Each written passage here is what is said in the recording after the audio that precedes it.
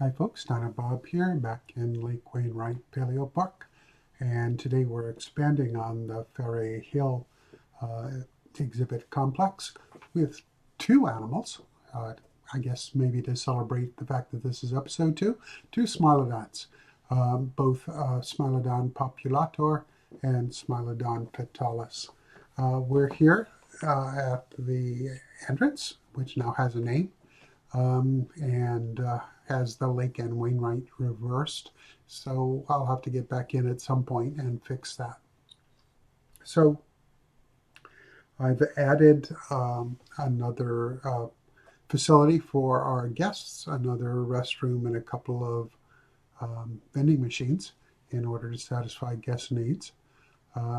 As we approach the Ferae Hill complex, just a reminder, this whole complex is inspired by the Lion and Tiger Hill at the National Zoological Park in Washington, D.C. It's different in detail, but the idea that it's basically circular with drop off from the viewing area. There are moats in Washington. This is just dry moats here in Lake Wainwright Park. So moving along to the first of the two habitats, you'll notice the palm trees, and this is the habitat for the Smilodon populator, which is found in South America, and it's the largest of the Smilodons.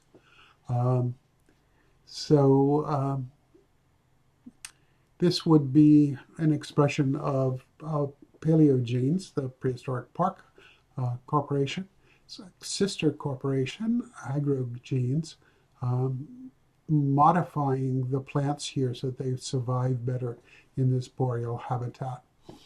You can see a poop sign up there because my staff is not doing much about that. I was very focused on building at this stage and kind of lost track and only recently added something to the park that let them do the cleanup, which is of course a compost heap, so the keepers have a place to take things. This is the other habitat for Smilodon fatalis, which is found in North America and South America as well. But most of the specimens come from the La Brea tar pits. And that's the headcanon reason for why this is an early choice animal. Much like happened with the lions, the one I intended to put in first was actually put in second for the alternate species of lion and Smilodon.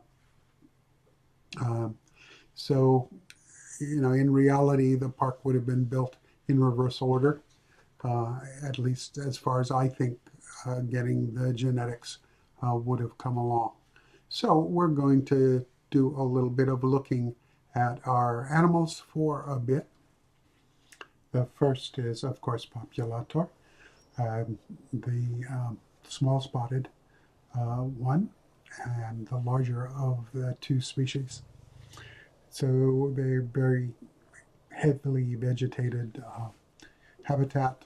They did grasslands and woodlands, so that makes a lot of sense, I guess. I did try to get these clips chosen to minimize the look at the glide walking the animals are still doing, and the occasionally odd foot ankle arrangements that results from the inverse kinetics having issues with the terrain in the habitats. You can see a little bit of it right there. Anyway, the second of the two animals is, of course, Smilodon fatalis, the one that is actually from La Brea. Lots of specimens of this animal. In game, it has two different skins you can choose from. I chose the large spotted one because I think it looks cool. What better reason is there?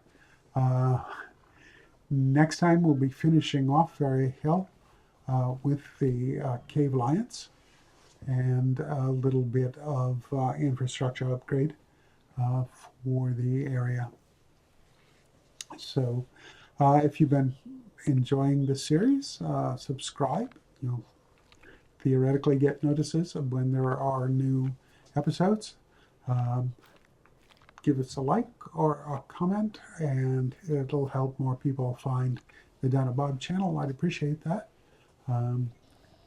Anyway, these guys were doing a fair bit of stalking about, moving in and out of their vegetation. While not as heavily vegetated as the other Smilodon habitat, it's still got a fair bit.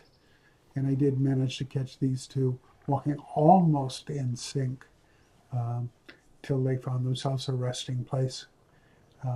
And after a little bit, they started to do their own thing.